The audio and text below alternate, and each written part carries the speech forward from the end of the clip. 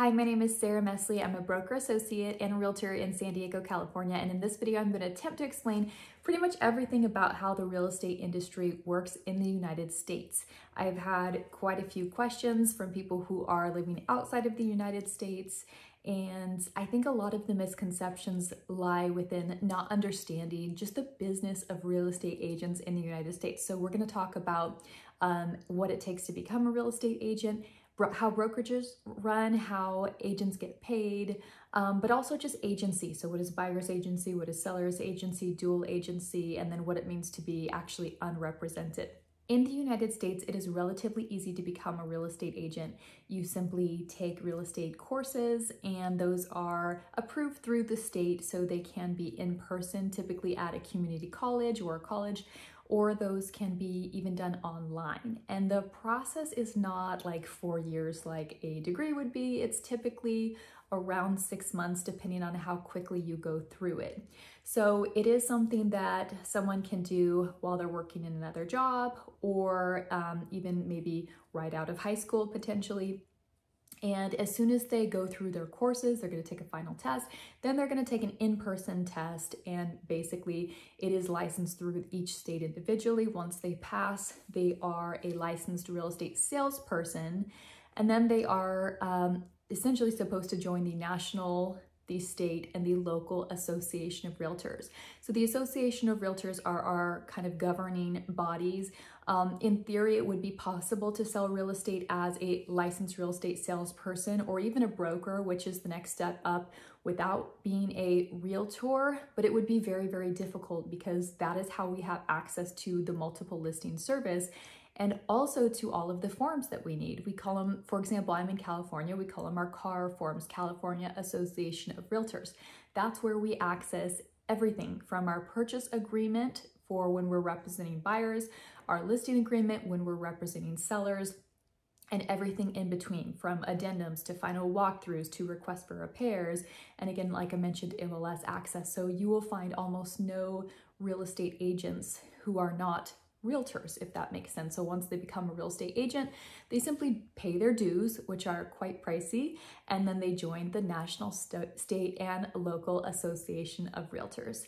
Now, I mentioned brokers as well. I am a real estate broker. Now, what it means to be a broker is simply, it is a different test. There is a little bit more in terms of the education required. Back when I became a broker in 2012, we could actually use some of our college courses as credits towards the broker classes. I have a 4-year degree, so I used some of that and was able to kind of whittle it down a little bit, but it did still require additional studying and then of course an additional test. What it also means to be a real estate broker is that you can be the owner of the company, if you will, but you don't have to be. So the reason that I say I'm a broker associate is I don't own my real estate brokerage or company. I used to. I did not find it to be enjoyable here in California, but we have the ability to own a company and to manage other agents if we choose to do so. So it's kind of that, it's that position, if you will. So once someone is licensed, then they are joining the National and State and Local Association of Realtors. Then they can kind of get started in representing buyers and sellers. One thing to note is that once someone is licensed, that does not mean that they know anything about how to represent a buyer or seller. And it really is important to note that what information is on the test is typically things like how many square feet are there in an acre and things that you will probably never use. And so for that reason, a lot of new real estate agents attempt to find some type of mentorship with experienced agents, which can be somewhat challenging to find. And also it has an extremely high turnover. It's something like 85%, maybe more, of real estate agents quit within the first 2 years. So of those that stick it out and that can get past that, couple year mark, they have the potential to make a ton of money. And it's one of the reasons that the public often does not like real estate agents, is that they feel that the job is too easy for the amount of money that real estate agents make. But one of the many misconceptions is just how easy it is. And if it really was that easy, then probably there would not be like an 85% failure rate, right? So that's the whole getting licensed. One thing to understand about how real estate brokerages work, And this also kind of plays into the misconceptions that real estate agents are way overpaid. So real estate brokerages are the companies that are basically the managers. And in the United States, a real estate agent must work for a broker. So they are an independent contractor. They're not an employee, which means they receive a 1099, and they have to hang their license or work for a managing, supervising broker. So what does the broker do for that? Well, they are going to take a decent size cut of that real estate agent's commission every time they sell a house. And there are all sorts of different structures that the brokerage may have, depending on how much supervision they offer, how much training they offer, and then of course how much they're going to take from that agent. So we have two things that pertain to our pay that are phrases that a real estate agent should understand, and those are our split and our cap. So the split is what split that agent has with their managing broker, or their brokerage, I should actually say, the company. A common split here would be something like 80-20 or 85-15. And that means that if I was on an 80-20 split and I go to sell a property, then I get to keep 80% of that commission, and then my brokerage gets 20% of the commission. There again, one thing to understand is there's a variety of different options. So it could be 95-5, it could be whatever that is negotiated. And then some companies don't negotiate at all. If they're a large like franchise, then their split is going to be their split for every single agent, whether they're new or experienced. So that kind of varies across the board. Then there is a cap. If the company has a cap, that means that that's the maximum amount that that real estate agent will pay the brokerage per year. So for example, I have a $12,000 cap. Even though I'm on an 85-15, once I pay the company $12,000 through my commissions for that year, then I'm at 100% of my commission. The rest of those transactions for that calendar year from my anniversary or joining date, then I will receive 100% until it resets. There are real estate brokerages that don't have a cap at all. I find those brokerages to be just very pricey and too expensive, in my opinion, for the value that they provide. I personally know agents that have paid their brokerages $50,000, $75,000 in a year, and it's just not worth it. So I always tell agents to look for a brokerage with a cap. And then among real estate brokerages, there are also some that have monthly fees, whether they're technology fees, desk fees if they do actually have an office, parking fees. There are all sorts of options where brokerages can try to get extra money, essentially. And there is a whole debate about the difference between brick and mortar offices and cloud-based brokerages.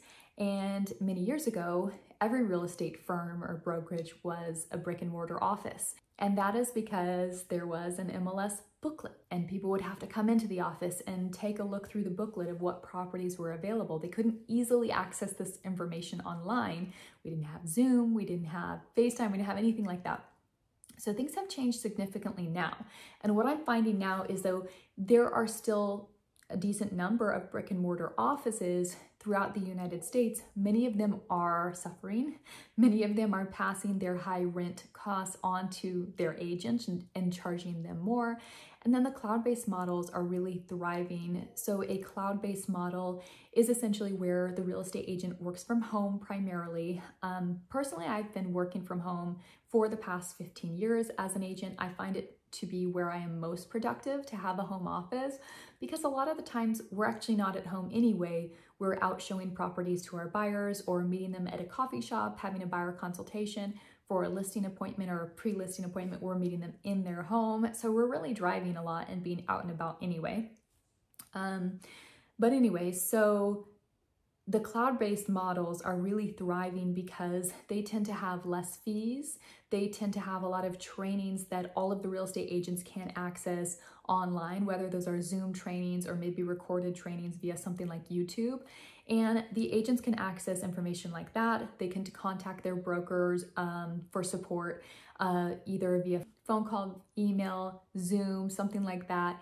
And I find that it just allows for a broader reach, whereas you don't have to be confined to like selling properties just in a specific neighborhood where your office is, because we are licensed for an entire state. So I'm in San Diego, which is the southern part of California, I, in theory, could sell properties all throughout California. I don't, because there's different MLSs, which means there's different lockbox systems and all of that. But if I wanted to, I could. I'd rather refer to an agent who specializes in that area. If I was to have a client in, say, Northern California, it's very far away.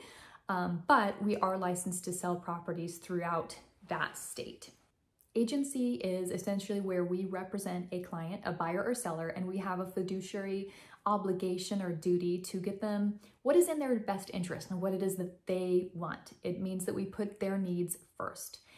And so if I were to have a buyer agency role, I would be representing a home buyer. I would be meeting them, having a consultation, finding out what they're looking for, explaining the process, helping them to find properties. But that really isn't just where it ends. And a lot of people think that our job is in finding properties.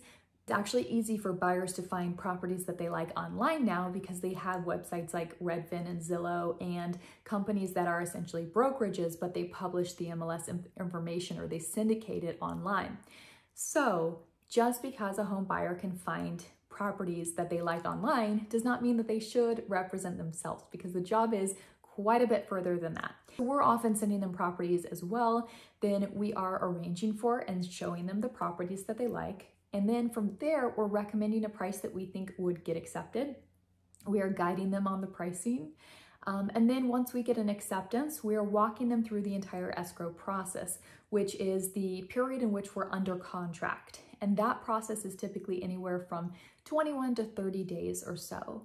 And that is totally negotiable. Now, during that process, we are helping them with getting the inspections that they should have. We're helping them with getting an appraisal, making sure that they do get their loan approval, helping them understand the disclosures that the seller has provided, helping them make sure that they get their insurance set up. There's a whole lot that happens during the escrow period. And if the buyer chooses to cancel the transaction and not buy that house, we don't get paid. So one other thing that I like to point out, whereas, the public is often feeling like real estate agents are grossly overpaid, there are many times where a real estate agent will work with the buyer for 3-6 months, maybe even more, showing them many properties, getting them under contract, buyer changes their mind, and then they decide to rent and we get nothing.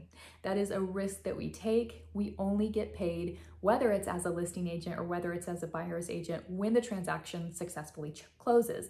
And then at that point, you have to also remember that then from there, we have a split with our broker. We have fees that are coming out. We have, sometimes we have staff that works to support us on our transactions that we have to pay. And then of course, we have taxes. Now, what is seller's agency or being a listing agent? That means that we represent the seller. Typically, we will find a motivated seller, or maybe a seller will contact us. They'll find us online, something like that. There are a lot of ways that people can find our real estate agents. From there, we are sitting down with them and recommending what price we believe will cause that property to sell. We're also going over the marketing for the property and then what we would personally charge as a listing agent. Commission is and has always been negotiable. So when we go in there as a listing agent, we are letting them know our fee. And then if it doesn't work for them, we can potentially negotiate, or we can simply say, okay, this one is not gonna work for me because this is my fee. If you're not willing to pay it, so be it. So there are a whole lot of options when it comes to the commission or that compensation. From there, we're explaining the process of what the seller can expect. And sometimes that's things like arranging a pre-listing inspection. It's often explaining the appraisal to the seller so that they know ahead of time what could happen. So appraisals are very common in the United States and pretty much required almost anytime the buyer is getting financing or they have a loan. They're not all cash. And with an appraisal, the bank or the lender that is going to be doing the financing for the property will send a licensed appraiser out to the property. They'll do measurements, they'll do pictures, things like that, and then they will make adjustments for condition, and they'll look at what has recently sold that's similar, and they'll come up with an opinion of value. Now, if that opinion of value does not match the price that we're under contract for, then we potentially have an issue. So just to kind of give an example, let's say the contract price that the buyer and seller agreed upon is $1 million. And then the appraiser comes out and says, actually, I feel it's only worth $950,000. From there, the bank will not lend any more than the property is worth. So the options are the buyer comes in with extra money to cover that difference, which a lot of times they don't want to, they can, or the seller can reduce that price, or some combination of all of that. So we could have, you know, the buyer comes down 25 and the buyer comes up 25,000 and the seller comes down 25,000, and they meet in the middle and everybody's happy, or kind of happy anyway, and we get it done. So these are kind of the things that we educate our clients on what to expect and all the different possible outcomes. We market the property, we list the property on the multiple listing service. We have to present all offers. So that's part of the fiduciary duty, is presenting all offers. And then the seller will accept the one that they feel is best for them. Now, there are slight variations on the practices and of course in the contracts per state. So every state is a little bit different. One example would be in California, when we have our contingencies. Our contingencies are the reasons that buyers could back out, basically. So we have inspection contingency. If the inspection doesn't go well, or the seller doesn't agree to the repairs that the buyer wants, they could back out. If it doesn't appraise well, it appraises too low and they can't come to an agreement, that's a contingency where the buyer could back out. If the buyer can't get their loan because they lost a job, that's a contingency and the buyer could back out. They can't get insurance, reviewing the HOA documents, the community association documents. Those are all contingencies. So one variation from state to state is that here in California, if on day, let's say 17 or whatever is in the contract, day 17 rolls around and all contingencies are due to be removed, but the buyer decides that they don't feel like signing that form, then their contingencies are not removed. And things will continue all the way until potentially the day of close of escrow. And if the buyer does not sign that form, they can get all of their deposit back. And that deposit is typically like 1 to 3% of the purchase price. It goes into the escrow account at the very beginning of the transaction.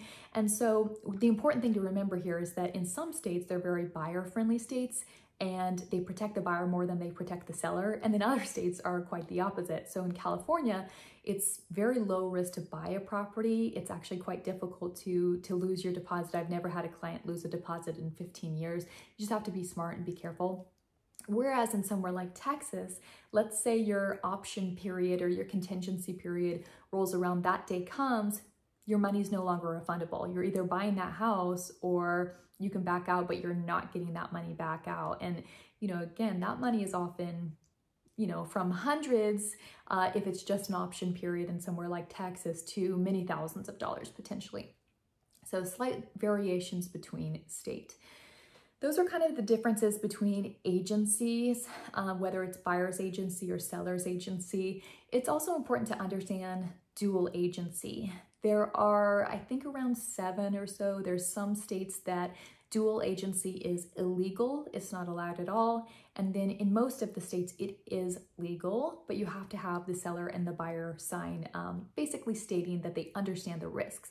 So what is dual agency? It's basically just where it sounds, where I, as a listing agent, would also represent the buyer on the transaction. How does that occur?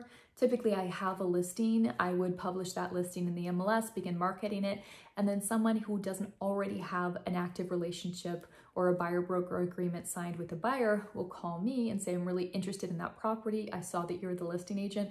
I want you to represent me too. I want you to write the offer for me. And sometimes buyers will do that because they feel that they're going to get a better deal if they go directly to the listing agent. Sometimes that may happen and sometimes it won't. Dual agency is actually relatively rare. There are some kind of sketchy, questionable agents that do it all the time. But for me personally, I've only done it maybe 2 or 3 times over the course of several hundred transactions. One is because a lot of times the qualified buyers do actually already have agents that they're working with, and of course we honor that. But number 2 is some sellers don't feel comfortable with it because it can be hard to remain fully neutral and have that fiduciary duty that you're like playing out for the seller's best interest, but also the buyer's best interest. And I have heard many horror stories from people who have bought properties where they went directly to the listing agent, and then they weren't even told that they could request for repairs to be done. They had no idea. They didn't even know that they could ask for a price reduction if the appraisal came in low. Like, that listing agent basically acted unethically and like did everything for the seller, but didn't actually do what they should have done to educate the buyer too. So there are some concerns with dual agency. And then depending on how frequently we do act in a dual agency capacity with that dual representation, our errors and omissions insurance can actually go up as well. And that we call it E&O insurance, and it's basically like a business insurance. Should we accidentally, not on purpose, but omit something, let's say there was some kind of fact that we should have known, we didn't think about, or whatever, as it sounds, where God forbid our company gets sued, we have that type of insurance that we can potentially tap into. But the more that you do dual agency, it is considered a risky practice. So that's something to keep in mind. Now, one other thing to consider is, what is a non-represented buyer, or as I prefer to call them, a self-represented buyer? They are extremely rare. I don't think I've ever dealt with one, but it's kind of a buzzword right now with some of the changes that have recently happened in the real estate industry. Now that buyer broker agreements are required for every buyer that wants to see a home, and also we can no longer publish, as a listing agent, we can no longer publish the amount of commission that's being offered out on the MLS. We have to have it negotiated independently. So if I have a listing, then as the offers come in, each agent is potentially asking for a different commission that they want the seller to pay, and then we're negotiating that from there. So a true unrepresented or self-represented buyer would be coming to me as a listing agent. They would be writing their own contracts. And one of the reasons that it often doesn't occur is because how are they going to get those contracts? Maybe they're asking me for the contracts, I'm providing them, and they have to fill out everything. I'm not filling out anything. But the reason people are often not self-represented, especially on the buy side, they don't understand how to fill out the contracts. They don't understand how to interpret the disclosures. They don't understand the time frames. If something goes wrong with, the fact that they don't understand they are supposed to remove a certain contingency on a certain day, these type of things have huge repercussions. So self-represented buyers are really not very common. Self-represented sellers is what we call a FSBO, or a for sale by owner. Those are possible, but also not very common. They typically result in the seller getting less money. They have a reduction of exposure, but some people prefer to go that route because they just don't like the idea of having to pay a real estate agent for something that they believe that they can do on their own, which they can. They're hiring a title company and an escrow company and all of that, but a lot of times you don't know what you don't know. And so sometimes that FSBO seller gets kind of taken advantage of by the buyer, especially if that buyer has representation. Then I, as a buyer's agent, know exactly what to do to get them the best result and not the seller because I don't represent them. So that's kind of an overview of how agencies work in the real estate business. And then again, just how we get paid and kind of how much we get paid. Now, of course, cannot talk about commissions because we have pretty severe regulations for even mentioning like average commissions and things like that. So we certainly don't want to get in trouble. We always say that commission is negotiable, which it is the case. It's on our contracts and all of that. But hopefully that was helpful to understand generally the practices of real estate agents, and also remember that an agent like myself is typically not going to be only one. I'm not going to only work with buyers or only work with sellers. For the most part, we will take on buyers and sellers. A lot of times we have multiple ones going at the same time. I may have a few listings at once. I may have a few active buyers looking for different things. It's often not like just because I have these buyers, they're a match for my sellers. So keep in mind that it's very broad. We may have a bunch of buyers looking in a bunch of different areas. We may have listings in all sort of different areas throughout our city. And that is the madness and the chaos of the real estate industry. So hopefully this was helpful. Let me know any questions that you have. Thanks.